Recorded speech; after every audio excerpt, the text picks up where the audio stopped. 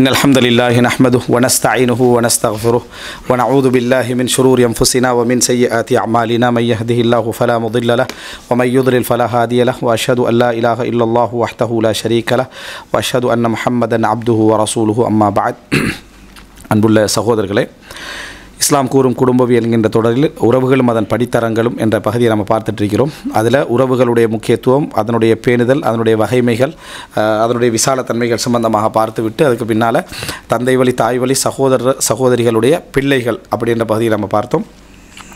இதில் நம்ம கூடுதலாக பண்பாட்டியல் ரீதியான, தர்பியா ரீதியான குறிப்புகள் கொஞ்சம் தான் இருக்கும். ஏன்னா நான் கூடுதலாக நிறைய நம்ம ஏற்கனவே கடந்த பகுதிகளில் உறவுகளை சொல்கிற சந்தர்ப்பத்தில் நிறைய சொல்லிட்டோம். அப்போ கூறுதலாக என்ன செய்யக்கூடாது, அது இருந்துடக்கூடாதுன்றதுனால சொல்லுவோம். தேவைப்பட்ட அவசியங்கள் வர டைமில் சொல்லுவோம். சட்ட ரீதியான விஷயங்கள் கூடுதலாக சொல்ல பார்ப்போம். அவங்கள பேணுதல் சம்பந்தமாக வரக்கூடிய தகவல்கள் நிறைய வைக்கணும் என்பது தான் இதனுடைய நோக்கம். ஏன்னா இந்த தகவல்கள் நிறைய என்ன செய்யலை, நிறைய போகலை. அதனால் மேக்சிமம் இதில் நிறைய தகவல்கள் தான் என்ன செய்யும் இருக்கும். அதனூடாக நம்ம உறவுகளை சரிப்படுத்திக் கொள்ளலாம், நிறைய செய்திகளை தெரிஞ்சு சரிப்படுத்திக் கொள்ளலாம். அதில் நாம் முதல் தரமாக இப்போ பார்த்துக்கிட்டு வர்றது அதாவது அந்த பிள்ளைகளுடைய அந்த சப்ஜெக்ட்டு, தாய் வழி, தந்தை வழி, சகோதரருடைய பிள்ளைகள். அதில் அவங்க உறவில் எந்த இரத்த உறவுக்குள்ளே வரமாட்டாங்கன்ற நிலைப்பாடு சரியானது. ஆனால் நெருங்கிய உறவினருக்குள்ளே வருவாங்கன்ற பகுதியும், அதே போல் மூணாவதாக வரலாற்று ரீதியாக ரசூல் ஸல்லல்லாஹு அலைஹி வஸல்லம் அவர்களுடைய அந்த உறவு முறைகளை இது எங்கெங்கெல்லாம் செல்வாக்கு செலுத்துது அப்படின்றத பார்த்தோம். நான்காவதாக ரசூல் ஸல்லல்லாஹு அலைஹி வஸல்லம் அவர்கள் ப்ராக்டிக்கலாகவே, அதாவது சஹாபாக்கள காலத்தில் எப்படி இதுக்கு முக்கியத்துவம் வழங்கப்பட்டிருக்கிறது. ஐந்தாவதாக ரசூல் ஸல்லல்லாஹு அலைஹி வஸல்லம் வாய்வழியாக சொன்ன, அதாவது ஹதீஸ் அடிப்படையில் சொன்ன முக்கியத்துவங்கள் சம்பந்தமாக 1-2 செய்திகளை நான் பார்த்தோம். இதில் நான் எல்லாமே என்னது ஜாமியாக இருக்கணும், முழுசாக எல்லாத்தையும் தொகுத்துரும் அப்படின்னு அடிப்படையில் செய்யலை.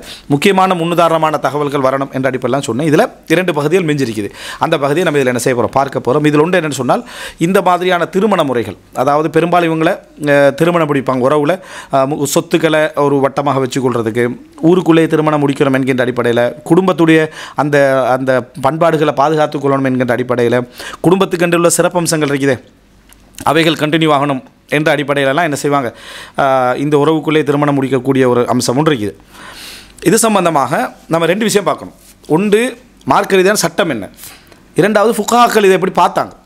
இந்த வளமை இது புதிய வளமை உண்டு இல்லை, எல்லா கலாச்சாரத்தில் எல்லா சமூகத்திலேயும் உள்ள வளமை எப்படி பார்த்தாங்க என்ற பகுதியை நம்ம ஓரளவு என்ன செய்யணும், தெரிந்து கொள்ள வேண்டும்.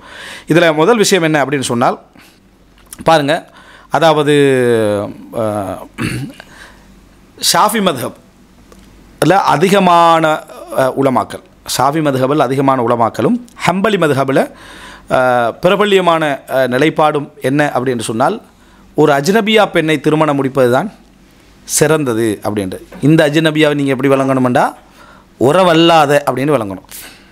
சரியா, அங்கே அஜ்னபியான்னு வரும், அஜ்னபி பிள்ளை தானே முடிக்கணும். இங்கே அஜ்னபியான்னு சொல்கிறது உறவுக்கு வெளியே முடிக்கிறது சிறப்புன்னு அவங்க கருதுகிறாங்க. உறவுக்குள்ளே முடிக்காமல் உறவுக்கு வெளியே முடிப்பது தான் என்னது சிறப்பானது, அதுதான் முஸ்தஹப், மிகவும் விரும்பத்தக்கது அப்படின்னு அவங்க சொல்கிறாங்க. யார், மாலிகி மதப் அல்ல, ஹனஃபி மதபினரும் அல்ல, ஷாஃபி மதபில் எல்லாரும் அல்ல, ஹம்பலி மதபில் எல்லாரும் அல்ல. ஹம்பலி மதபில் பிரபல்யமான கூட்டுறது, இதெல்லாம் ஃபிக்ஹில் பயன்படுத்தக்கூடிய முக்கியமான வார்த்தைகள். அடுத்தது ஜும்ஹூருல் ஃபுகஹா மின ஷாஃபியாக்களில் ஒரு சிலர் இது சம்பந்தமான ஒரு ஆய்வு நூலே எழுதப்பட்டி, இப்படி முடித்தல் சம்பந்தமாக முழு தொகுப்போட முழு விவரணத்தோட ஒரு ஆய்வு நூலை என்ன செஞ்சுக்குது, எழுதப்பட்டிருக்கிறத நம்ம என்ன செய்கிறோம் பார்க்குறோம். பொதுவாக நான் இந்த தலைப்புகள் எதுவும் பேசுகிற சந்தர்ப்பத்தில் இது சம்பந்தமான ஆய்வு நூல்கள் என்ன எழுதப்பட்டிருக்கா அப்படின்ற ஒரு அளவு என்ன செஞ்சுருவேன், பார்த்துருவேன். காரணம் அதில் கொஞ்சம் எல்லா செய்திகளும் தகவல்களும் அடங்கலாக இருக்கும் என்பதனால், அதை அடிப்படையாக வச்சு பேசுகிறதில்ல, அதில் நிறைய தகவல் கிடைக்கும் என்பதனால். அடுத்ததாக இமாம் இப்னு குதாமா ஹிஜ்ரி 620 மரணித்தவர். அவர் தன்னை முகுனி என்ற நூல் கிட்டத்தட்ட எல்லா ஃபிக்ஹுடைய விஷயங்களையும் ஒப்பீட்டாய்வு செய்து சொல்லக்கூடிய ஒரு நூல். அந்த நூலில் அவர் சொல்கிறாரு, வயஹ்தாருல் அஜ்னபியா, அவர் அஜ்னபி பெண்ணை தேர்ந்தெடுப்பது தான் சிறப்பானது. இன்ன வலதஹா அஞ்சப், ஏன்னா அவர்கள் நிறைய பிள்ளை பெற்றுக்கொள்வதற்கான சந்தர்ப்பம் உறவுகளை விட அதிகம். இது ஃபுகஹாக்களுடைய பார்வையா, உறவுகளுடைய, அதாவது இந்த பிள்ளை பெற்றுக்கொள்வதற்கான சந்தர்ப்பம் அதிகம். வலிஹாதா யுகாலு இஹ்தரிபு லா துதவ்வு, அதாவது இதனால தான் சொல்லப்படுகிறது, நீங்கள் இஹ்தரிபு கரீபாக தேடுங்கள், கரீபான அந்நியமாக தேடுங்க. இங்கே என்ன செய்வனது கர்ரிபுன் நிக்காகவே கரீபாக்குங்கள் அப்படின்னா இந்த செய்தியில் எப்படி புரிஞ்சுக்கணும்னு சொன்னால், மேற்கு கொண்டு போய் திருமணத்தை நடத்துங்கன்னு அர்த்தம் இல்லை. கர்ரிபு அப்படின்னு சொன்னால் நீங்கள் என்ன செய்யுங்க, திருமணம் தூரமாக முடிங்க, அதாவது அந்நிய பெண்களை முடிங்க, குடும்பத்துக்குள்ளே என்ன செய்ய வேண்டாம், முடிக்க வேண்டாம். அதே மாதிரி இதனால் தான் சொல்லப்படுகிறது இஹ்தரிபு லா துதவ்வு, நீங்கள் வந்து ரெண்டு செய்தி பாருங்கள், கர்ரிபுன்னிக்கா திருமணத்தை அந்நியப்படுத்துங்கள் என்ற ஒரு செய்தியும், இஹ்தரிபு லா துதவு உங்கள் குழந்தைகளை வந்து நலிந்த குழந்தைகளாக பெற்றெடுக்க வேண்டாம், அப்படி ஆக்கிவிட வேண்டாம் அப்படின்றாங்க. அதாவது இந்த மாதிரி திருமணம் முடித்தா பிறக்கக்கூடிய குழந்தைகள் ஒரு நலிந்த குழந்தைகளாக, ஒரு சக்தியற்ற குழந்தைகளாக பிறப்பார்கள், இப்படி என்ற ஒரு சொல்லப்படுகிறது, எல்லாம் சொல்லப்படுகிறது. அதே போல் என்னது கைலா ததஃபா உலாதுக்கும் உங்களுடைய குழந்தைகள் பலகீனமாக இல்லாமல். வகால பாதுகும் சிலர் சொல்கிறாங்க, சிலர்னா சில அறிஞர்கள்ட்ட கூட்டுகள் இதெல்லாம். அல் கரா இபு அன்ஜப் ஒ பனாத்துல் அம்மி அஸ்பர், இது ஒரு பழமொழி மாதிரி. அல் கரா இபு அன்ஜப், நீங்கள் அந்நியமான பெண்களை திருமணம் முடிக்கிற டைமில் அவங்க குழந்தை அதிகமாக பெற்றுக்கொள்வதற்கான வாய்ப்புகள் அதிகம், அல்லது அதுக்கான அந்த அது அவங்கள்ட்ட இருக்கும். ஒ பனாத்துல் அம்மி அஸ்பர், ஆனால் நீங்கள் சகோதரர்களுடைய பிள்ளைகள், தந்தையுடைய சகோதரர்களுடைய பிள்ளைகளை முடிச்சுக்கொண்டீங்கன்னா அவங்க பொறுமையில் அதிகமாக இருப்பார்கள். அவங்க என்ன செய்வாங்க, பொறுமையில் அதிகமாக இருப்பார்கள். என்ன காரணம் வேண்டாம், உறவுன்றதுனால பொறுமை இரட்டிப்பாக என்ன செய்யும் இருக்கும். இவங்க குழந்தை பெற்றுக்கொள்வதில் என்ன செய்வாங்க, கூடுதலாக இருப்பார்கள். அதே போல் அதாவது இந்த மாதிரி திருமணம் முடிக்காதீங்கன்னு சொல்கிறதுக்காக சொல்லப்படுறது காரணம், திருமணம் முடிகிறதோட இரத்த உறவும் சேர்ந்து என்ன செஞ்சிடும், முடிஞ்சு போயிடும். மற்ற உறவுகளும் சேர்ந்து என்ன செஞ்சிடும், முறிஞ்சு போயிடும். இது அவன் முறிக்கிறதுக்கு முடிவெடுக்கவே இயலாமிக்கிறது இதனாலே தான் இருக்கும். இது ப்ளஸ்ஸும் தான் மைனஸும் தான். ப்ளஸ்ஸும் தான் மைனஸாண்டா லேசாக எடுத்து தூக்கி வீசிட்டு போகிறது மாதிரியான காரணமே இல்லாமல் இருக்கும்.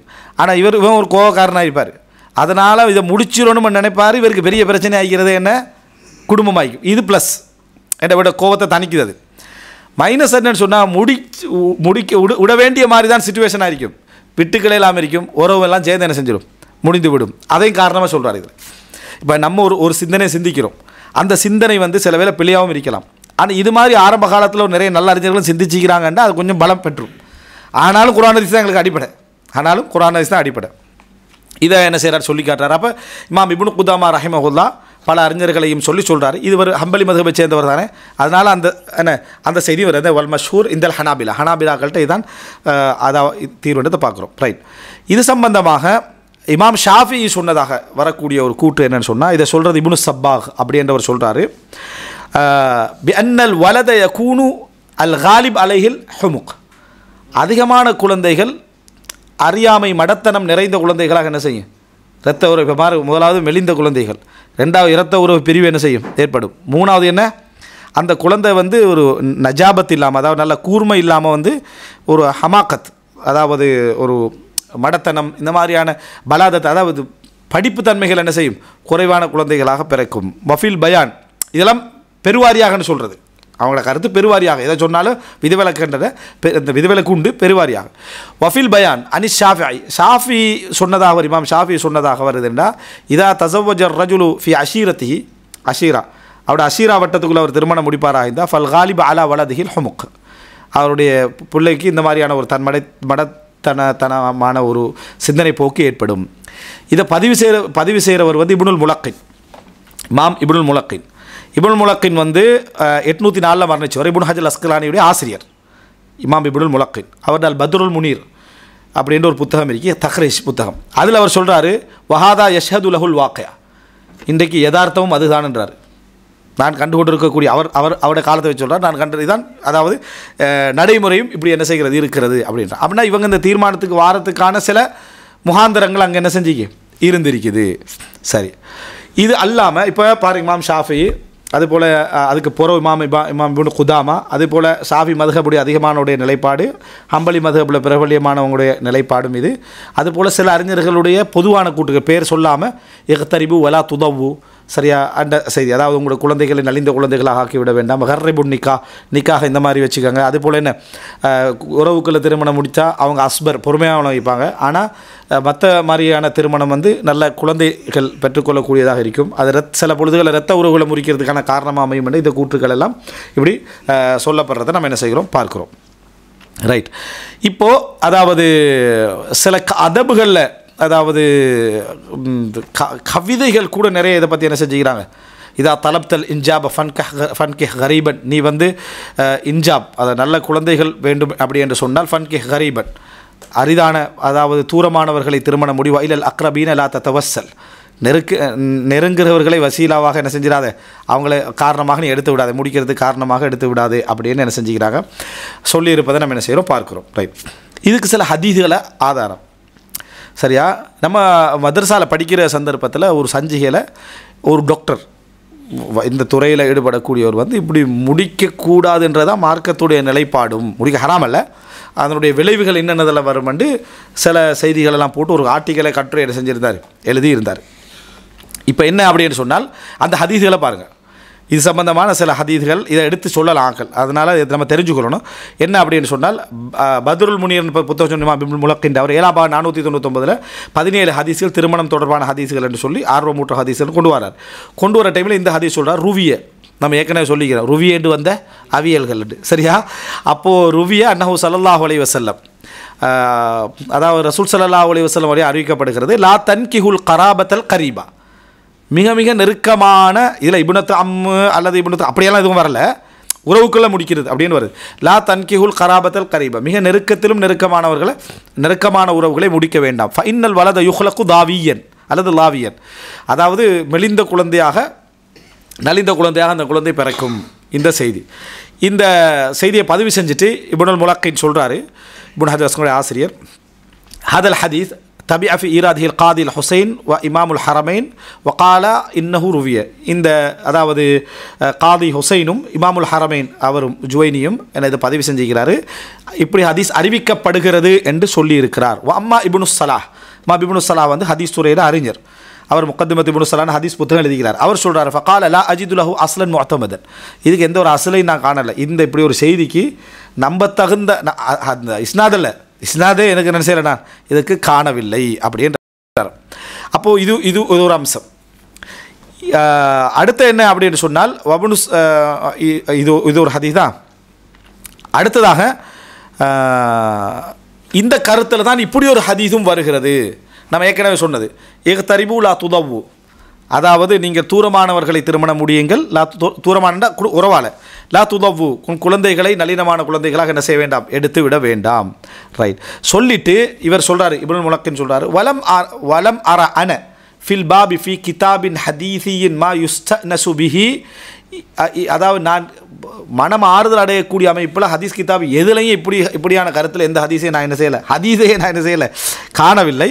இல்லாமா வஜத்து ஃபி கரீபில் ஹதீஸ், இப்போ அதான் இப்ராஹிம் அல் ஹர்பியுடைய கரீபுல் ஹதீஸில் ஒரு ஹதீஸை பார்த்தேன், மின் ஹதீஸ் அப்துல்லா இப்னுல் முஅம்மல் வழியாக இப்னு அபி முலைகா கால உமர் சாயிபுடைய குடும்பத்தை பார்த்து சொல்கிறாரு, உமர் ரதியல்லாஹு கூற்றாக வருது, சாயிபுடைய குடும்பத்தை பார்த்து கத் அத்வைத்தும் ஃபன்கிஹு ஃபின் நவாபிகி, நீங்கள் எல்லோரும் மெலிஞ்சவங்களாகவே என்ன செய்றீங்க இருக்கீங்க, அதனால் உங்களோட திருமணத்தை கொஞ்சம் தூரமாக்கிங்க, குடும்ப உறவுக்குள்ளே என்ன செய்ய வேணாம், வைத்துக்கொள்ள வேணாம், கொஞ்சம் தூரமாக்கி கொள்ளுங்கள். அதாவது தஸவ்வஜு அல் கராயிப், தூரமானவர்களை அந்நியமானவர்களை திருமணம் முடியுங்கள் அப்படி என்று சொல்லி என்ன உமர் இப்னு கத்தாப் ரலியல்லாஹு அன்ஹு அவர்கள் சொன்னதாக இந்த செய்தி என்ன செய்கிறது, வருகிறது. அப்படி என்று யார் சொல்கிறாரு, இப்னுல் முலக்கின் சொல்கிறாரு, உமர்லாவோட கூட்டாக வருது. இந்த உமர் ரலியல்லாஹு கூற்று எங்கே வருதுன்னு நான் ஹதீஸில் தேடி பார்த்ததில் முஜாலசா ஒ ஜவாஹிருல் இல்ம் என்ற நூலில், அதாவது தைனவரி கொண்டு வராரு 1437வது இலக்கமாக. எப்படி என்றால் இப்னு உமர் ரலியல்லாஹு இப்படி சாயிபுடைய குடும்பத்தை பார்த்து சொன்னார்கள் செய்தி வருது. இது மிகவும் பலகீனமான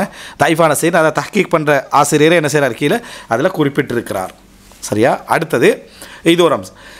இப்போ இந்த செய்திகளை பார்த்திங்கன்னா இதை நம்ம எப்படி எடுக்கணும், செய்திகள் குர்ஆன் சுன்னா அடிப்படையில் வந்து இப்படி ஒரு கருத்து இருக்க சான்ஸே இல்லை, பாத்தில் நிராகரிக்கத்தக்க, இதுக்கு எந்த முகாந்தரமும் இல்லாத, அதாவது மார்க்க ரீதியான சின்ன சப்போர்ட்டு கூட என்ன எங்கேயுமே இல்லாத ஒரு நிலைப்பாடு இது. ஏன்னா குர்ஆன் வசனமும் இல்லை, ஹதீஸும் இல்லை, ஒன்றும் இல்லை. இதுக்கு மாற்றமாக ரசூல் ஸல்லல்லாஹு அலைஹி வஸல்லம் உங்கள் குடும்பத்தில் திரும்ப அல்லாஹ் நேரடியாக என்ன செய்கிறான்னு சொன்னால், நீங்கள் அல்லாஹ் உங்களுக்கு ஹலாலாக்கி இருக்கிறேன்றான். அல்லாஹ் தஆலா இது பொதுவான ஒரு ஹலாலாக இருந்தால் கூட பரவாயில்ல, குறிப்பிட்டு குடும்ப உறவை சொல்லி உங்களுடைய தந்தையுடைய சகோதரருடைய பிள்ளைகளை நான் உங்களுக்கு ஹலாலாக்கி இருக்கிறேன், உங்கள் தந்தையுடைய சகோதரிகளுடைய பிள்ளைகளை ஹலாலாக்கி இருக்கிறேன். அதே போல் அது யாருக்கு ஹலாலாக்குறான், ரசூல் ஸல்லல்லாஹு அலைஹி வஸல்லம் நேரடியாக சொல்லி ஹலாக்குறான். அப்படின்னா அட்லீஸ்ட் மற்றவங்களுக்கு அனுமதி ரசூலாங்களோட இன்னும் அதிஉயர் பாதுகாப்பு கொடுக்கணும்னா என்ன செய்யணும், அதெல்லாம் இல்லாமல் அதெல்லாம் என்னது நான் ஹலாலாக்குகிறேன்னு சொல்ல வந்து, அதே போல் என்ன மற்ற அதாவது தாய்வழி சகோதரருடைய பிள்ளைகளே உங்களுக்கு என்ன செய்யறேன் திருமணத்துக்கு ஹலாலாக்குறேன் அல்லாஹ் தஆலா சொல்கிறான். அப்போ அல்லாஹ் தஆலா ஹலாலான ஒன்று 4 பேருக்கு வேணுமெண்டா, அது ரெண்டாவதாக சொல்கிறேன், பொதுவாக ஒன்று செய்யலாது, ஹராமாக இயலாது. இன்னும் சொல்ல போனால் சில அறிஞர்கள் சிறப்புன்னு சொல்லிக்கிறாங்க. இது இந்த மாதிரி ஒரு குறிப்பிட்ட அறிஞர்கள் சொன்னது ஒரு புறம் இருக்க, சிலர் வந்து சிறப்புன்னு சொல்லிக்கிறார், இன்னும் சிலர் வாஜிபண்டுக்கு பேத்திக்கிறான், குடும்ப உறவுக்குள்ள தான் முடிக்கணும்னு. நான் ஏற்கனவே அந்த பொருத்த பாட்டில் சொன்னோம், இந்த குறைசி வம்சத்துக்கு வெளியே என்ன செய்யக்கூடாது, போகக்கூடாது. அஹ்லுல் பைத்துக்கு வெளியே என்ன செய்யக்கூடாது, போகக்கூடாது என்று என்ன அந்த அளவுக்கு சிறப்பு என்று சொன்ன அறிஞர்கள் இருக்கிறாங்க. அதுவும் பிழை, இதுவும் பிழையான நிலைப்பாடு. திருமணம் முடிக்கலாம், விரும்பத்தக்கது என்று சொல்கிறதுக்கு நெருக்கமான கருத்து இது. விரும்பத்தக்கது என்று இல்லாது விட்டாலும் விரும்பத்தக்கன்னு நெருக்கமான ஒரு கருத்து இது. எனவே இது பாத்திலானது.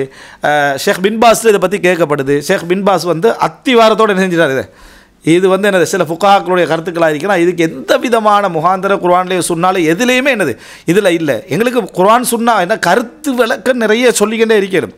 இப்போ நம்ம ரசூலான காலத்துக்கு பிறகு எந்த அறிஞராக இருந்தாலும் சரி, எந்த அறிஞர் கருத்து சொன்னாலும் சரி, அது இமாம் இப்னுல் ஜௌசியாக இருக்கலாம், அதுக்கு முன்னால் ஹசனுல் பஸரியாக இருக்கலாம், அதுக்கு பின்னால் வந்து என்ன அதாவது அதுக்கு முன்னால் இமாம் இப்னு ஹஸுமாக இருக்கலாம், பின்னால் பேசக்கூடிய அறிஞர்கள் என்று சொல்லி வரக்கூடிய தர்பியா குறிப்புகள் என்று நம்ம எந்த அறிஞர்கள் இப்னு தைமியாவாக இருக்கலாம், இப்னுல் கைமல் ஜௌசியாக இருக்கலாம், யாராக இருந்தாலும் சரி, அவங்களும் பல சிந்தனை தாக்கங்கள், பல கருத்து தாக்கங்கள் அவங்கள்ட்டையும் இருக்கும். எல்லாத்தையும் குர்ஆன் ஹதீஸ் அடிப்படையில் நம்ம என்ன செய்யலாது, எடுக்கலாது. குர்ஆன் ஹதீஸ் அடிப்படையில் மாதிரி எடுக்கலாது.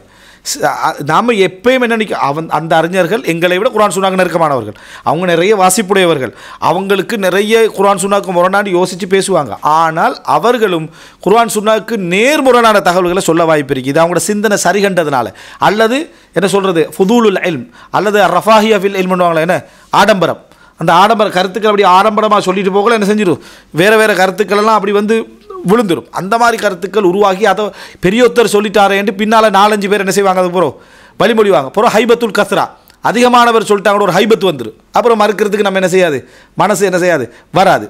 இப்படி கருத்தாக்கமாக இருந்தீங்க. அப்போ எங்களுக்கு என்ன அடிப்படை, குர்ஆனும் ஹதீஸும். அதை நம்ம பார்க்க எங்கேயாவது இந்த மாதிரி சஹாபா உமர்லாம் சொன்னிட்டு வருது, உமர்லாம் சொல்லியிருந்தால் ஒரு நியாயம் ஒன்று இருக்கும்னு எடுத்துக்கலாம். அது மிகவும் பலகீனமான தஈஃபான ஒரு செய்தி, ஆதாரமற்ற அடிப்படையற்ற ஒரு செய்தி. எனவே இந்த அடிப்படையில் யாருடையாவது கருத்துக்களுக்கு ஒரு முக்கியத்துவம் வழங்குறதா இருந்தால் சஹாபாக்கள். ஏனென்றா அவங்க வந்து தக்கல்லுஃப் குறைஞ்சவங்களாக இருந்தாங்க, குர்ஆன் சுன்னாவுக்கு நெருக்கமாக இருந்தாங்க. குர்ஆன் சுன்னாவில் சொல்கிறத அப்படியே விளங்கி அந்த வேறு வேறு தாக்கங்கள் இல்லாமல் மற்ற அந்நியர்களோட பழகிறதுக்கான சந்தர்ப்பங்கள் இல்லாமல் இருந்தாங்க. அதுக்கு அடுத்த கட்டம் சஹாபாக்களோட பழகின தாபீன்கள்கிட்ட அவங்களை விட கொஞ்சம் பேணுதலாக இருக்கணும். நம்ம கருத்துக்கள் எடுக்கிற டைமில் குர்ஆன் சுன்னாலிருந்து சொல்லாமல் மற்றபடி கருத்துக்கள் எடுக்கிறதுல பேணுதலாக இருக்கணும். இது இந்த அடிப்படையிலேருந்து போயிடக்கூடாது. இப்போ நாங்கள் அடிக்கடி சொல்ல வேண்டிய காரணம் என்ன, நம்ம சலஃபுகள் இப்னு ஜௌசி சொன்னார், இப்னு ஹஸம் சொன்னார், ஹஸனுல் பஸரி சொன்னார், நிறைய சொல்கிறோம். இப்படி நிறைய சொல்லிட்டு போகிற டைமில் எல்லாருக்கும் அது பதிஞ்சு இனி இப்னுல் ஜௌசி தாண்டு போயிட்டாங்கடா, இனி இப்னு ஹஸம் தாண்டு போயிட்டாங்கடா, அது பெரிய என்ன செஞ்சிடும், சிக்கலாக என்ன செஞ்சிடும், மாறிடும். அதனால் அது கவனமாக இருக்கணும். இது வந்து நாங்கள் பார்க்குறோம் குர்ஆன்லேயும் இல்லை, ஹதீஸ்லையும் இல்லை. குர்ஆன் இதுக்கு மாற்றமாக நிறைய செய்திகள் இருக்குது. ரசூலுல்லாஹ் மறைமுகமாக கூட என்ன செய்யலை, சுட்டி காட்டினதும் இல்லை. இன்னும் சொல்லப்போனால் சஹாபாக்கள் யாரும் இதில் முரண்பட்டு கருத்து தெரிவித்ததாகவும் ஆதாரப்பூர்வமாக இல்லை. ஒரு குறிப்பிட்ட ஃபுகாக்கள் சில அறிஞர்கள் இந்த கருத்தை தெரிவிச்சுக்கிறாங்க. அவங்க தஹரீம் ஹராமன்ற இடத்துல என்ன செய்யலை, தெரிவிக்கலை, கூடாண்ட அர்த்தத்தையும் தெரிவிக்கலை. அப்போ என்ன நடந்திருக்கும் என்றால் அவங்க சில நிகழ்வுகளை வச்சு இதை சொல்லிக்கிறாங்க, சில வாசிப்புகளை வச்சு இதை என்ன செஞ்சுக்கிறாங்க, சொல்லிக்கிறாங்க. சில நிகழ்வுகளும் சில வாசிப்புகளும் சொல்லிக்கிறாங்க. தவிர இந்த சில நிகழ்வுகளையும் சில வாசிப்புகளையும் அவங்க பொதுவாக ஒப்பிட்ட எல்லாருமே நம்ம யோசிக்க தவணும். இந்த சில நிகழ்வுகளும் சில வாசிப்புகளும் அவங்க சரியான ஒரு தரவுகளாக ஆய்ந்து என்ன செய்யலை, சொல்லலை. இதனால தான் இந்தியோட வைத்தியத்துறை எடுத்து பார்த்தீங்கன்னு சொன்னால் இதை மறுக்குது. ஒரு சில வைத்தியர்கள் இதை வந்து சொன்னாலும், ஒரு சில வைத்தியத்துறையில் உள்ளவர்கள் வந்து இதை வந்து இது பாதிப்பு ஏற்படுத்தத்தான் செய்து, என்னென்ன சிக்கல் இதில் இருக்கத்தான் செய்து என்று ஒரு சில வைத்தியர்கள் சொன்னாலும், பலர் என்ன சொல்கிறாங்கண்டா உறவுகளுக்குள்ளே கண்டுபிடிக்கப்பட்ட இந்த மாதிரியான அதாவது குறை பிள்ளைகளாக பிறந்தது நடந்திருக்கு. உறவுகளுக்குள்ளே பிடிச்சவங்களில் குறை பிள்ளைகளாக பிறந்தது, இதுகள் நடந்து இது உறவுகளால் தான் நடந்ததுக்கு ப்ரூஃப் இல்லை. உறவில் திருமணம் முடித்ததுனால தான் நடந்ததுக்கு ப்ரூஃப் இல்லை. எங்களுக்கு அது ஹைலைட்டாக விளங்குறதுக்கு காரணம் நம்ம உறவோடு அதை டச் பண்ணி பார்க்குறதால இந்த ஒரு தாக்கம் ஜீனில் அவங்களுக்கு வேறொரு இடத்துல இருந்து இதை என்ன செஞ்சுக்கலாம், ஏற்கனவே பரம்பரை கடத்தப்பட்டிருக்கலாம். அது இன்னொருத்தரை முடிச்சிருந்தாலும் அதை என்ன செஞ்சிருக்கும், கடத்தப்பட்டிருக்கும். அதனால் இதை வச்சு உறவுட சப்ஜெக்ட்னு முடிவெடுக்கலாது. இன்றைக்குள்ள நவீன அறிஞர்கள் என்ன சொல்கிறாங்கடா, உங்களுக்கு ஏதாவது ஒரு பரம்பரை ரீதியாக யார்கிட்டையாவது அப்படி பாதிப்பை நீங்கள் கண்டிங்கடா.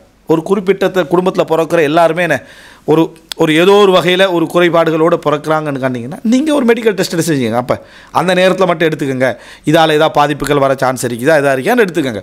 எடுத்துகிட்டு திருமணம் முடியும், இல்லைன்னா தவிர்த்துக்கோங்க. இதை பொது சட்டமாக சொல்கிறதுக்கு எங்கேயும் இல்லை. அப்படி சொல்ல போனால் ஊரையும் சொல்லலாம். இதில் இந்த ஊரில் திருமணம் முடிக்காதீங்க, இந்த கடலோரத்தில் முடிக்காதீங்க, சரியா, இந்த சூரியன் உச்ச கொடுக்கக்கூடிய இந்த பகுதியில் முடிக்காதீங்க, அப்போ குளிர் பகுதியில் முடிக்காதீங்க, அவன் இந்த மாதிரி ஒரு கேஸாக தான் இருப்பான், இந்த மாதிரி எல்லாருக்கும் எதுக்கும் சொல்லலாம், எதுக்குமே என்ன செய்யலாம், இது சொல்ல முடியும். உறவுக்கு சொல்கிறது போல் எல்லாத்துக்குமே சொல்ல முடியும்.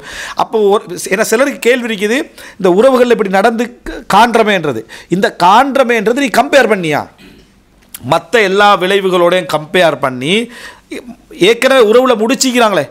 இப்போ உதாரணமாக ஒரு லட்சம் பேர் முடிச்சிக்கிறாங்க, இந்த 1 லட்சம் பேரோட நீ கம்பேர் பண்ணி பார்த்தியா? 1 லட்சம் பேரில் ஒரு 50 பேருக்கு இப்படி நடந்தால் வெளியில் திருமணம் முடிக்கிறவனுக்கு 1000 பேருக்கு நடந்திருக்குதே, அதுக்கு நீ அந்த முடிவுக்கு வரலையே, அதே மாதிரி ஊருக்கு முடிவுக்கு வரலையே, அதே மாதிரி இதுக்கு நீ என்ன செய்யக்கூடாது, முடிவுக்கு வரக்கூடாது என்ற அந்த வைத்திய ஆய்வு முறை தான் சரி. இல்லை 4 பேர் டாக்டரை அவங்க எடுத்து காட்டலாம், 4 டாக்டர் இப்படி சொல்லிக்கிறாங்களே, 40 டாக்டர் இப்படியும் சொல்லிக்கிறாங்களே, அதை நம்ம பார்க்கணுமே, அந்த வைத்தியர்கள் இப்படி சொல்லிக்கிறாங்க. எனவே வைத்தியர்கள் ஆதாரம் காட்டுற சந்தர்ப்பத்தில் நம்ம மார்க்க ரீதியாக இதில் எந்த அளவுக்கு என்ன செய்யுது, இதில் வளம் இருக்குது, அடுத்து ஏகோபித்து வைத்தியர்கள் இதை சொல்கிறாங்களா இல்லையா என்பதை நம்ம இதில் பார்க்க வேண்டியிருக்கு. அதனால் இந்த திருமண விஷயத்தில் 3-4 விஷயம் நம்ம புரிஞ்சுக்கொள்ளணும். குர்ஆன் சுன்னா ரீதியாக இதுக்கு மாற்றமான நிலைப்பாடு தான் மிக சரியானதாக என்ன செய்திருக்குது. அடுத்த இமாம் சஹாபாக்கிட்ட எந்த கூற்றுமே சம்பந்தமாக சரியான செய்திகள் இல்லை. இமாம்கள்ட்ட கருத்தில் எல்லாரும் இந்த உடன்பாடு இல்லை, பெருவாரியான அறிஞர் இந்த கருத்தில் இல்லை.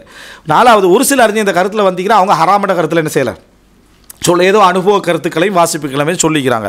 அவைகள் கம்பேர் பண்ணி ஒரு முழுமையான ஆய்வெடுத்து அவங்க சொன்னதாக எங்கேயும் என்ன செய்யலை, எந்த செய்திகளும் என்ன செய்யலை, வரவில்லை. எனவே இதை நம்ம ஒரு கருத்துக்கள் எடுத்த முடியாது. வைத்தியத்துறையில் எடுத்து பார்த்தாலும் கூட இது என்ன ஒரு இந்த குடும்ப ரீதியாக திருமணம் முடிக்கிறவங்களுக்கு இந்த ரிசல்ட் இருக்குது அப்படின்னு அவங்க யாரும் என்ன செய்யலை, அடித்து சொல்லலை.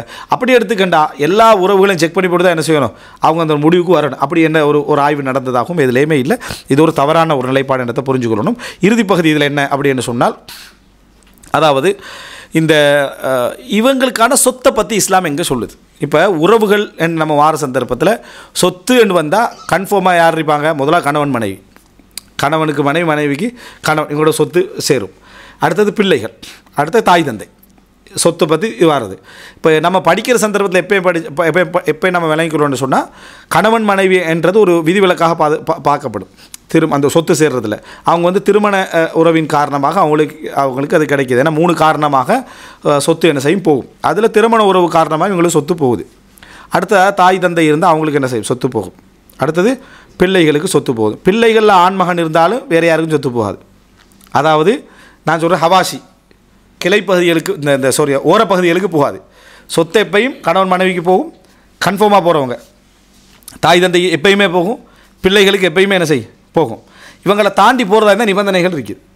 இவங்களுக்கு இவங்க எல்லாருக்கும் எப்பயுமே என்ன செய்யும், இருந்து கொண்டிருக்கும். அஸ்ஹாபுல் ஃபுரூத் இவங்க, அதாவது மகன்மார்கள் அஸ்ஹாபுல் ஃபுரூத் அல்ல, அசபாக்கள். அடுத்தது இவங்களுக்கெல்லாம் கொடுத்துருப்பேன், கணவனுக்கு எவ்வளோ கொடுக்கணும் கொடுத்தாச்சு, மனைவிக்கு எவ்வளோ கொடுக்கணும் கொடுத்தாச்சு, தாய் தந்தைக்கு எவ்வளோ கொடுக்கணும் கொடுத்தாச்சு, எஞ்சி இதெல்லாம் மகனுக்கு என்ன செஞ்சிடும் போயிடும். அதான் அசபாக்காரர்கள்னு சொல்கிறது. இது அல்லாமல் அடுத்ததை தாண்டோடுமாக இந்த சகோதரர்களுக்கு போகணுமா இருந்தால் என்ன சட்டம் நம்ம படிச்சுக்கிறோம், தந்தையும் மகனும் இல்லாமல் இருக்கணும். மகன் மட்டும் இல்லாமல் இல்லை, தந்தையும் இல்லாமல் இருக்கணும், மகனும் இல்லாமல் இருக்கணும். மகள் இருந்தாலும் தாய் இருந்தாலும் சகோதரர்களுக்கு போகும். ஒரே ஒரு கருத்து முறைப்பாடிக்கு தந்தையுடைய தந்தை இருக்கிறார், அவர் தந்தையுடைய ஸ்தானத்துக்கு வந்துடுவார், அப்போ சகோதரர்களுக்கு போகுமான்னு கருத்து முறைப்பாடுன்னு இருக்குது. இப்போ சகோதரர்களுக்கு போகிற சந்தர்ப்பத்தில் யார் சகோதரர்கள் அது புரிஞ்சுக்கிறணும். மௌத்தாயினோடைய சகோதரர்கள் எப்பையும் சொத்து பேசுகிற சந்தர்ப்பத்தில் பாப்பாவுக்கு போகும் உமாவுக்கு போகும்னு பேசிடக்கூடாது. மௌத்தாயினவரோட பாப்பாவுக்கு போகும், இல்லாட்டி நான் ஏன்னா பாப்பா தான் மௌத்தாகி அவருக்கு எப்படி போகும்னு கேட்டுருவோம் வணங்கிட்டா. அதனால் மௌத்தாகியவருடைய மையத்துடைய அப்படின்னு பேசிக்கோ சேர்த்துடணும். ஒரு நீங்கள் பேசுகிற யார் எப்போ பேசினாலும் விளங்கப்படுத்துகிற சந்தர்ப்பத்தில் எப்படி சொல்லியிருக்கேன்னா மௌத்தாகினவருடைய மையத்துடைய இதை வார்த்தையை சேர்த்துக்கோங்க. இப்போ மௌத்தாகினவருடைய தந்தையும் இல்லை மகளும் இல்லை, சரியா, இந்த மௌத்தாவோட தந்தை மேலே மகனும் இல்லைன்னா சகோதரர்களுக்கு என்ன செய்யும் போகும். இவங்களுக்கெல்லாம் போன பிறகு சகோதரர்களுக்கு என்ன செய்ய போகும். எப்பயுமே சகோதரர் இஸ்லாத்தில் 3 பகுதியே, ஒன்று விட்ட சகோதரர்கள், தாய் வழி சகோதரிகள், தந்தை வழி சகோதரர். அதாவது தாய் உண்டு தந்தை வேறு, அது தந்தை என்னது, அதாவது தந்தை உண்டு தாய் வேறு, தாய் தந்தையும் உண்டு, அதான் உண்டு விட்ட சகோதரிகள்ன்றது. இப்படி இருக்குது. இது பலதார திருமணத்தாலையும் வரலாம், மௌத்துக்கு பின்னால் திருமணம் முடிச்சதுனாலையும் என்ன செய்யலாம், இந்த நிலைமை ஏற்படலாம். இப்படி இருக்கிற சந்தர்ப்பத்தில் இப்போ சகோதரர்களுக்கு போனால் மௌத்தாகினவருடைய சகோதரன் யார், அவருடைய சொந்த சகோதரர். இந்த செக்ஷன் இது வரைக்கும் எல்லாருக்கும் ஓகே, இதெல்லாம் உறவு சொந்தங்கள் போகிறது தான். இப்போ இது எதில் வருதுன்னு சொன்னால் இந்த சப்ஜெக்ட் இதில் இல்லை, இது மெயின் சப்ஜெக்ட்டு 2 இடத்துல இவங்கள்ட்ட சம்மந்தப்படுது. ஒன்று சொல்லுவாங்க மீராசு ரவில் அர்ஹாம் அப்படின்னு வாங்க. மீராசு ரவில் அர்ஹாம், அர்ஹாம் தாய் வழி சொந்தங்கள்னு சொல்லுவாங்க. அதுக்கு சொல்லுவாங்க ரஹம், அதாவது ரஹிம், அந்த குடல்வாழ் சொந்தங்கள் அப்படின்னு சொல்லுவாங்க. இவர்களுக்கு சொத்து போகுமா இல்லையாண்டே ஒரு கருத்து முரண்பாடு இருக்குது. இதை தாண்டி அது. அதாவது தாயால் அவங்க சொந்தமாகுவாங்க. தாயால் என்ன செய்வாங்க? அவங்க சொந்தமாகுவாங்க. அதுக்கு சிம்பிளாக ஒரு காய்தா என்ன சொல்லுவாங்கன்னா, அவங்களுக்கு சொத்து கிடைக்க போகிறதுக்கு இவங்களுக்கு இடையில் ஒரு பெண் இருப்பான்ட்டுவாங்க. அல் முதலி பிம்ரா, ஒரு பெண் இருப்பாங்க. உதாரணமாக இப்படி எடுத்துங்களேன், தாயுடைய சகோதரனுக்கு சொத்து போகிறதுன்னு வைங்க. மௌத்தாகினவருடைய தாயுடைய சகோதரனுக்கு சொத்து போகிறது. இப்போ நான் ஃபஸ்ட்டு சொல்லிட்டேன். இப்போ நான் அடுத்த கட்டத்துக்கு வரேன். மௌத்தாகினவருடைய சகோதரன் அல்ல, மௌத்தாகினவருடைய சகோதரி அல்ல, மௌத்தாகினவருடைய தாயுடைய சகோதரன், தாயுடைய சகோதரி. இப்படி இப்போ மௌத்தாகினவருடைய தாயுடைய சகோதரனுக்கு இடையில் ஒரு பெண் இருக்கிறார். அதனால தான் அவருக்கு போகுது சொத்து. யார் பெண்? தாய். மௌத்தாகினவருக்கு ஒரு தாய், அந்த தாயால் தான் அந்த சகோதரன் சொந்தமாகிறாரு. இப்படி வாரது எல்லாமே தவில் அர்ஹாம்னுவாங்க. நீங்கள் யாரை பார்த்தாலும் அப்படி வழங்கும், உங்களுக்கு யாரை பார்த்தாலும் வழங்கும். உதாரணமாக உம்மோட வாப்பா, உம்மாவுடைய பாப்பாவுக்கு சொத்து போகுமானா, இப்போ உம்மாவால் தான் அவர் சொத்து. அப்போ இடையில யார் இருக்கிறா? தாய்க்கிறா. மௌத்தாகினவருடைய தாயுடைய தந்தை. அப்படின்னா தவில் அர்ஹாம். ஒரு பெண் தான் அவரை என்ன செய்யும்? அந்த இடத்துக்கு கொண்டு வந்து சேர்க்கும். இதை நீங்கள் பட்டியல் போட தேவையில்லை, இப்படி வச்சா சரி. நீங்கள் பார்த்தீங்கன்னா அவரோட சொத்துக்கு காரணமாக அந்த பெண் வழியான உறவு இருக்கும். பெத்தெடுத்த தாய் தந்தையும் வச்சிடப்படாது. அது எல்லா இடத்துலையும் இருக்குமே. பெத்தெடுத்த தாய் தந்தை என்ற அடிப்படையில் இல்லை, அப்படின்னா பிள்ளைகளுக்கும் அப்படி தான் சொத்து போகிற அர்த்தமாயிரும். அதல்ல, இவங்களுக்கு சொத்து போகிறதுக்கு இவங்க தாயாக இருந்தது தான் காரணம். அது சகோதரருக்கு என்ன செய்யுது? போய் சேருதுன்னு காரணமாக்கும். எனவே இது ஒரு பகுதி. இந்த அடிப்படையில் தான் இப்போ இவங்க வாராங்க. இதில் இன்னொரு பகுதி இருக்குது. அது யார் அப்படின்னு சொன்னால் இப்னுல் அம். இப்போ தந்தையுடைய சகோதரனுக்கு அது இல்லை. தாயுடைய சகோதரனுக்கு தாய் வாரா, தந்தையுடைய சகோதரனுக்கு பெண் ஒன்று இடையில வரலையே. அதனால் தந்தையுடைய சகோதரன், மௌத்தாயினருடைய தந்தையுடைய சகோதரன் சட்டம் நாங்கள் நாளை படிப்போம். இப்போ நம்ம படிக்கிற தந்தையுடைய சகோதரனுடைய மகன், இவங்களும் தவில் அர்ஹாம் அல்ல. இடையில எந்த பெண் சப்ஜெக்டும் வரல. இதில் தானே யோசிக்கப்படாது. பெண்ணால் தானே ஒரு புறம் திருப்பாருண்டு, அதை யோசிச்சிடக்கூடாது. சரியா? சொத்து விவகாரத்துக்கு அதுக்கு முன்னால் ஒரு பெண் காரணமாக இருக்கிறேன்டா அவங்களுக்கு சொத்து போகும். அதனாலன்றது இங்கே நீங்கள் புரிஞ்சுக்கொள்ள வேண்டிய என்னென்னா, மௌத்தாகினவருடைய தந்தையுடைய சகோதரன் பாசாகிறதுக்கு எதுவும் இல்லை. தந்தையுடைய சகோதரன் அவங்க. சரியா? பெண்ணுக்கு தான் பிறந்திப்பு, அது வேறு. அங்கே இடையில ஒரு பெண் என்ன செய்ய இல்லை. இங்கே அப்படி இல்லை. மௌத்தாயினவருடைய தாய் அப்படின்னு சொல்லிடுறோம், அவருடைய சகோதரன். அப்போ இங்கே பெற்றெடுக்காத ஒரு தாயுடைய சம்பந்தம் அந்த இடத்துல அவருக்கு ஏற்படுது. அதனால் அவருக்கு சொத்து தவுல் அர்ஹாம், இரத்த உறவுகளுக்கான சொத்து என்ற பகுதிக்குள் அது போகும். இப்போ இந்த இடத்துல தந்தையுடைய சகோதரனுடைய பிள்ளை. அப்போ இப்னுல் அம். இவங்களுக்கு எப்போ முதல்ல இதை முடிச்சிருவோம். இவங்களுக்கு எப்போ சொத்து இவங்களும் அசபா தான். இவங்க அசபான்னு சொன்னால் எஞ்சியதை எடுப்பவர்கள்னு வாங்க. உங்களுக்கு அஸ்ஹாபுல் ஃபுரூதுன்னா கணக்கு குர்ஆனில் வந்திருக்கு. குர்ஆனில் எப்படி கணக்கு வரும்? அரைவாசி வந்திருக்குது, 2 ஒன்று வந்திருக்குது, 3 ஒன்று வந்திருக்குது, 4 ஒன்று வந்திருக்குது, அதே போல் 6 ஒன்று வந்திருக்குது, 8 ஒன்று வந்திருக்குது. இது அஸ்ஹாபுல் ஃபுரூதுன்ற. அஸ்ஹாபுல் ஃபுரூதுன்னு சொன்னால் என்ன? அப்புறம் 3 2 வந்திருக்குது. அஸ்ஹாபுல் ஃபுரூதுன்னா என்ன? அவர்களுக்கு ஃபர்து சொல்லப்பட்டு விட்டது. முதல்ல அதெல்லாம் கொடுத்துடணும். அதுக்கு பிறகு மிஞ்சிறதை யார் எடுப்பாங்கன்னு சொன்னால் அசபாக்காரர்கள். மகனெல்லாம் இதை எடுக்கிறது தான். அவன் தான் கூடுதல் எடுத்துகிட்டு போகிற பெரும்பாலும். சரியா? இப்போ உதாரணமாக மௌத்தாயினவருக்கு தந்தை இருக்கிறாரு, மௌத்தாயினவருக்கு மனைவிக்கிறான், பிள்ளை மிக்கிறான். அவன் மனைவி கட்டில் ஒன்று போயிடும். அப்புறம் தந்தை இருக்கிறான்னு பார்க்குறது. தந்தை இருக்கிறார். தந்தைக்கு அப்போ 6 உண்டு, தாய்க்கும் என்ன 6 உண்டு, பிள்ளை தான் 6 உண்டு தானே, 6 உண்டு. அப்போ இவங்களுக்கு 6 உண்டு, அவங்களுக்கு 6 உண்டு போகும், இவங்களுக்கு 8 உண்டு போகும். பேலன்ஸ் எல்லாம் யாருக்கு? மகனுக்கு. மகள் ஒருத்தர் இருந்துட்டான்னு சொன்னால் அப்போ ஆம்பளைக்கு 2 மடங்கு, பெண்ணுக்கு 1 மடங்கு அப்படின்னு சொல்லி அது போயிடும்.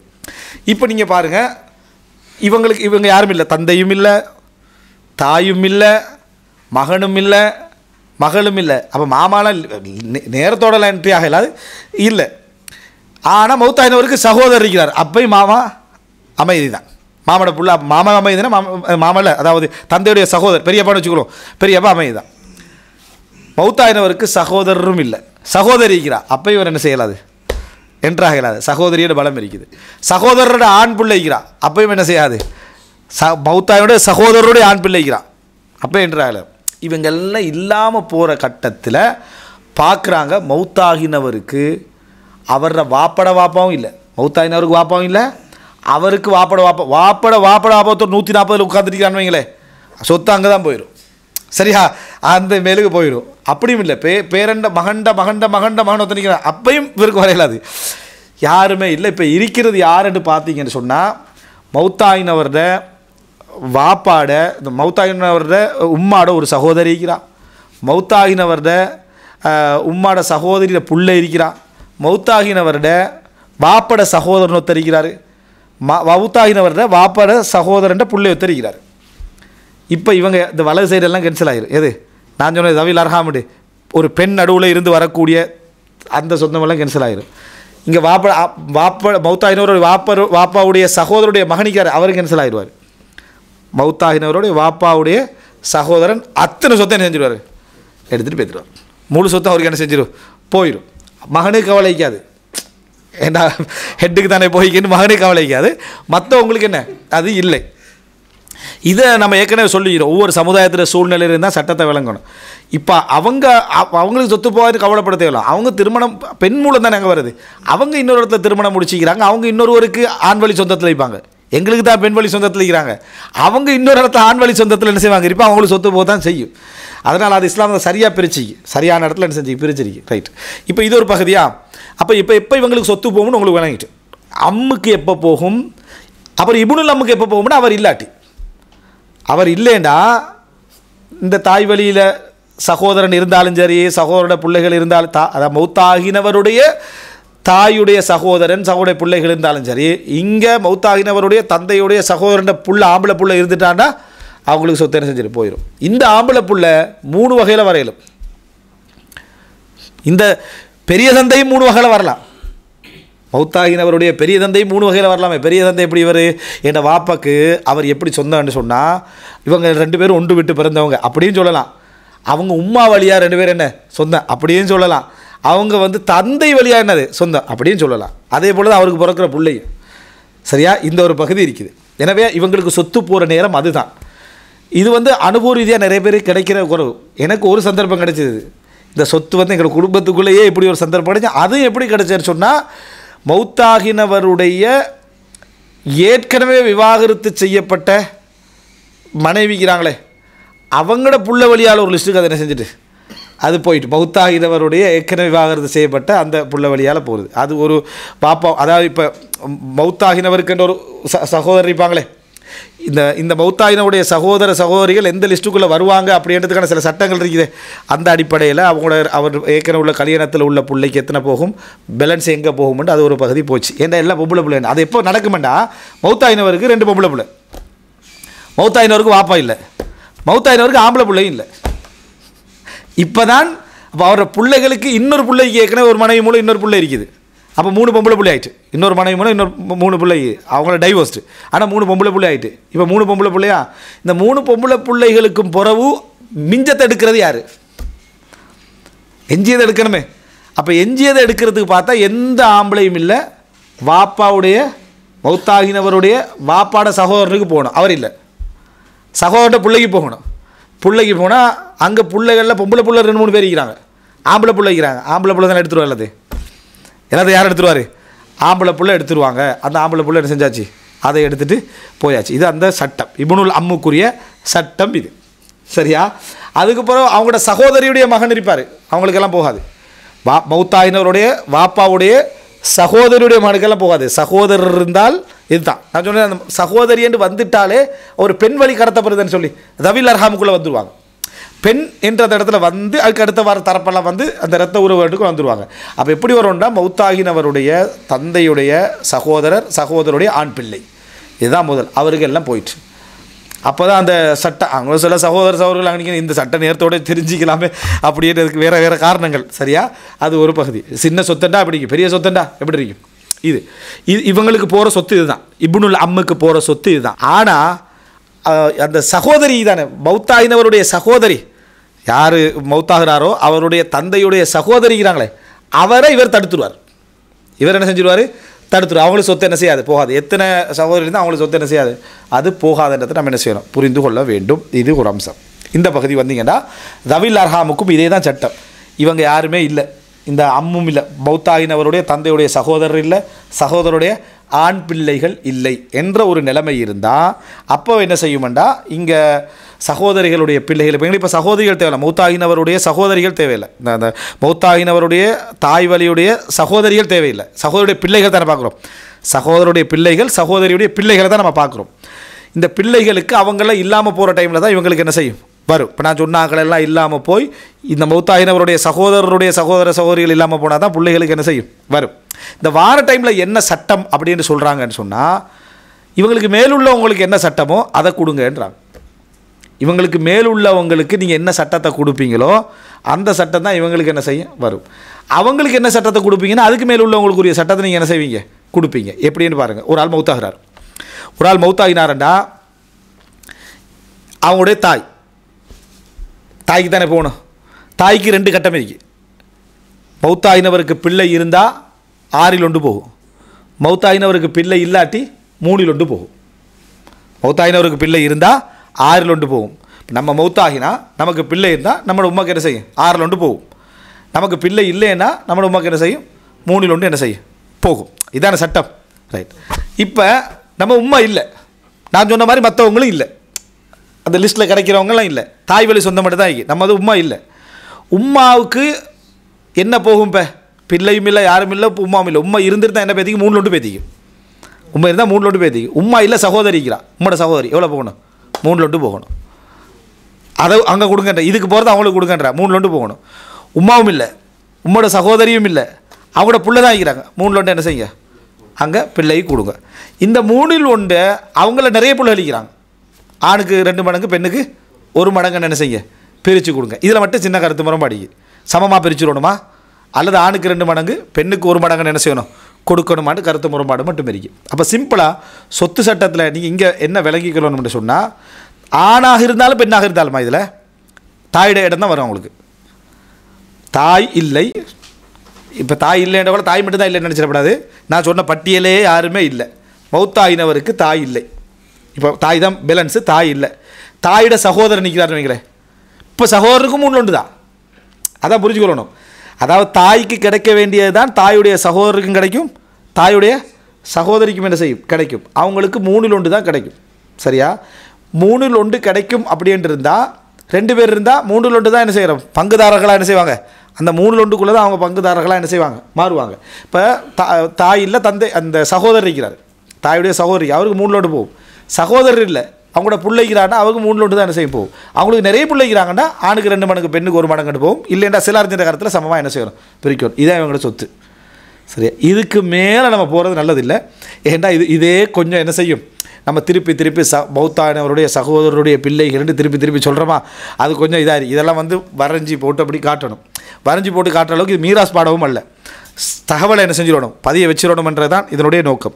இதில் நீங்கள் சுருக்கம் திருப்பி ஒரு அளவுக்கு ஞாபகம் வச்சுக்கிறதாக இருந்தால், மௌத்தாகினவர் என்று பேசணும். மௌத்தாகினவருடைய சகோதரர்களை பற்றி இது பேசலை. மௌத்தாகினவருடைய தந்தை தாய் வழி சகோதரர்களை பற்றி தான் இது என்ன செய்து பேசுது. நாங்கள் இங்கே பேசுகிறது அதல்ல. தந்தை வழி தாய் வழி சகோதர பிள்ளைகளை பற்றி என்ன செய்கிறோம் நாங்கள் இங்கே பேசுகிறோம். இது 2 வகையாக பிரிச்சுக்கொள்ளணும். இவங்களுக்கு எப்போ சொத்து கிடைக்குமெண்டா, யாருமே இல்லாத கட்டத்துக்கு தான் இவங்களுக்கு சொத்தை என்ன செய்யும் வரும்.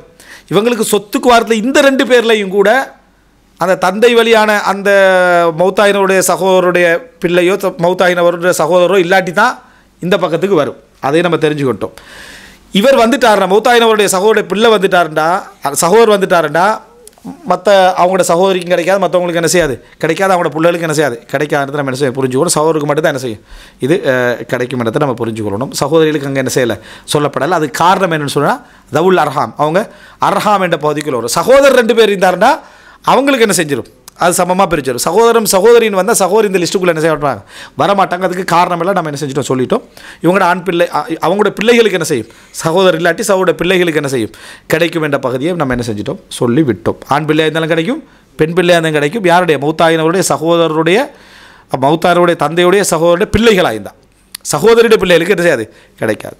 இவங்களெல்லாம் இல்லாட்டி தாய் வழி சப்ஜெக்ட்டுக்கு என்ன செஞ்சிடும் வந்துவிடும். சில அறிஞர்கள் தாய் வழி அந்த சகோதரி சொத்தே வராதுன்னு என்ன செஞ்சுக்கிறாங்க சொல்லிக்கிறாங்க. காரணம் குர்ஆன் ஹதீஸில் எதுவுமே என்ன இல்லைன்னு சொல்லி. ஆனால் அதுக்கு ஆதாரமாக இந்த ஹதீஸை சொல்லுவாங்க. இல்லை அவங்களுக்கு கொடுக்கணும் அப்படின்றதுக்கு ஆதாரமாக இந்த ஹதீஸை சொல்லுவாங்க. அதான் சரியானது. என்ன ஹதீஸ் அப்படின்னு சொன்னால், ரசூலுல்லாஹி ஸல்லல்லாஹு அலைஹி வஸல்லம் அவங்க அல்ஹக்குல் ஃபராஇத பி அஹ்லிஹா, அல்லாஹு தஆலா யார் யாருக்கு என்னென்ன கணக்கை சொல்லியிருக்கிறானோ அவர்களுக்கு அதை என்ன செய்து விடுங்கள் கொடுத்து விடுங்கள். ஃபமா பக்கிய எது எஞ்சுகிறதோ ஃபஹுவலி அவுலா ரஜுலின் தக்கர், அது அடுத்த தகுதியாக இருக்கக்கூடிய ஆணுக்கு கொடுத்து விடுங்கள். அடுத்த தகுதியாக இருக்கக்கூடிய ஆணுக்கு என்ன செய்யுங்க, கொடுத்து விடுங்கள். அதனால தான் அந்த தந்தை ஒருவர் மரணித்தால் அவருடைய தந்தை என்ன இல்லை, மரணத்தோடைய தந்தையும் இல்லைண்டா அவருடைய சகோதரருக்கு கொடுங்கன்னு சொல்கிறது. அதனால தான் அவருடைய சகோதரருக்கு கொடுங்க. ஏன் ஜக்கர்ன்றாங்க சொல்ல, ஆணுன்னு சொல்கிறாங்க. அவருடைய சகோதரருக்கு கொடுங்க, அவருடைய சகோதரருடைய பிள்ளைகளுக்கு என்ன செய்யுங்க, கொடுங்க. சகோதரிக்கு என்ன செய்யாது, போகாது. சகோதரி வந்து தவில் அர்ஹாம், இரத்த உறவுகள் என்ற வட்டத்துக்குள்ளே தான் வரும். அவங்க எப்போ எடுப்பாங்கண்டா இவரும் இல்லை, இந்த இரத்த உறவுகள் வட்டம் மட்டும் வருமே அந்த டைமில் அவங்களுக்கு போகும்.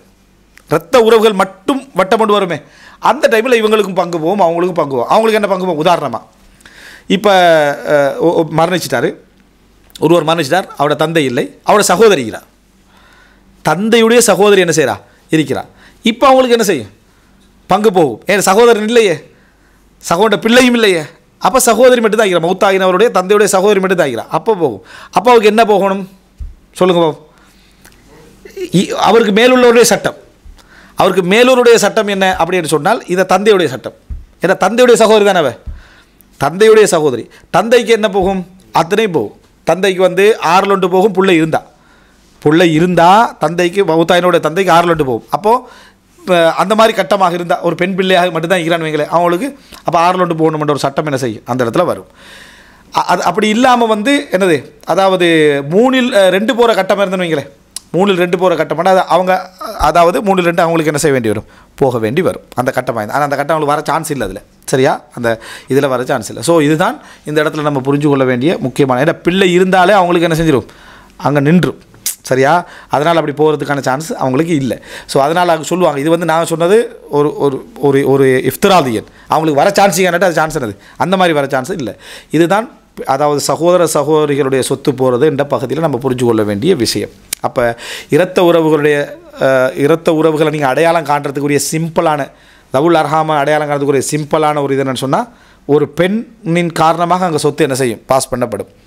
அப்போ அவங்களுக்குரிய சட்டம்ன்றது இதுதான். இவருக்குரிய சட்டம் அதல்ல.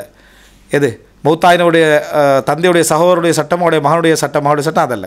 ஆசிப், அவங்க ஆசிப்னா பேலன்ஸ் எடுத்துகிட்டு போகிற பாட்டி, சரியா. அந்த அப்போ பேலன்ஸ் எடுத்து போகிற பாட்டிக்கு ஒரு இடத்துல நல்ல சந்தர்ப்பம் வரும். என்னென்னா யாருமே எடுக்க இல்லைட்டா டோட்டல் அவங்களுக்கு என்ன அதில் போயிடும் என்ற சந்தர்ப்பம் என்ன செய்யும், வரும் என்றதை நாம் என்ன செய்யணும், புரிஞ்சுக்கொள்ளணும். இதுதான் இவங்களுடைய சொத்து சம்பந்தமான சட்டத்துடைய சுருக்கம்.